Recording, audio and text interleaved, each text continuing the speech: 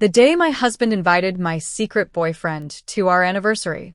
When my husband, Ethan, told me he had planned a surprise for our 10th wedding anniversary, I smiled like the perfect wife.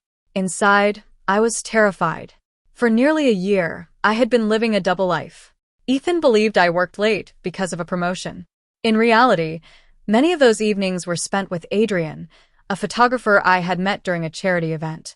He was everything Ethan wasn't: spontaneous, fearless, unpredictable. I convinced myself I deserved both the stability of my marriage and the excitement of my affair.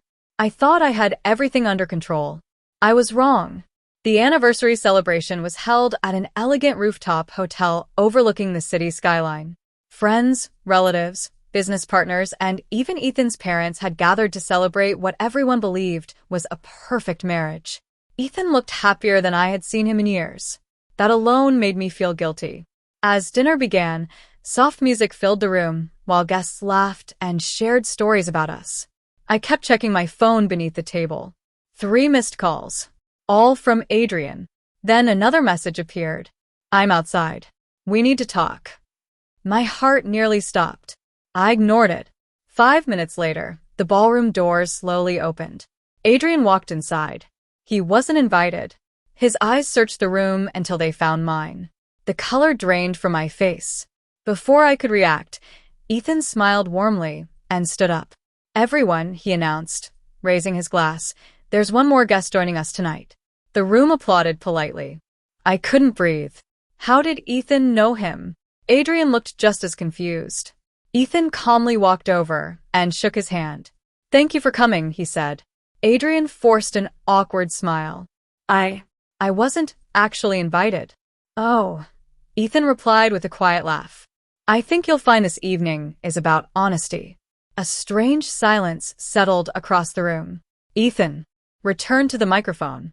"For years," he continued, "I've believed trust is stronger than love. Love can fade. Attraction can change. But trust, once broken, never returns."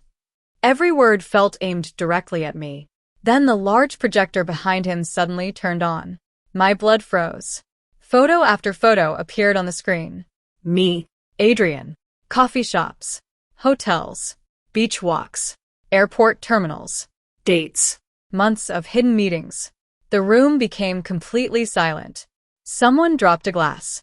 I covered my mouth, unable to speak. Adrian looked at me with panic. "You hired someone to follow us?" I whispered. Ethan nodded once. "I didn't want revenge," he said quietly. "I wanted certainty." Nobody moved. Nobody spoke. The only sound was the projector changing images. My mother burst into tears. My sister stared at me in disbelief. Friends avoided looking into my eyes. I had never felt so exposed. Adrian suddenly stepped forward. "This isn't fair," he shouted. "You should have confronted us privately." Ethan looked at him without anger. "I gave her dozens of chances to tell me the truth."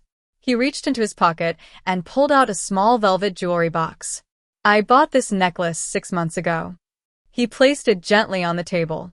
"I planned to give it to my wife after renewing our vows." He paused. "But she was with you that evening." His calm voice hurt far more than shouting ever could. I finally found my voice. "Ethan, I'm sorry." He smiled sadly. "No. You're sorry you were caught." Those words shattered whatever hope remained. He removed his wedding ring, placed it beside the unopened necklace, then turned toward the guests. "I appreciate everyone coming tonight. The celebration is over." Without another word, he walked out of the ballroom. No dramatic argument. No screaming. No revenge. Just silence. I chased after him into the hotel parking lot. He unlocked his car but never looked at me. "I still love you," I cried. He closed the door and rolled down the window one last time. "If you loved me, you wouldn't have needed someone else." Then he drove away. 3 days later, divorce papers arrived. Not a single hateful message. Not a single insult. Only signatures. Adrian promised we could finally be together. That promise lasted less than 2 weeks. Once the excitement disappeared, so did he. He stopped answering my calls, blocked my number, moved to another city for work. I lost my husband. I lost my reputation. And in the end, I lost the man I had betrayed everything for. Months later, I passed the same rooftop hotel where our anniversary had been held. Another couple stood there laughing beneath the lights. For a brief moment, I imagined what my life could have been if I had told the truth before it was too late.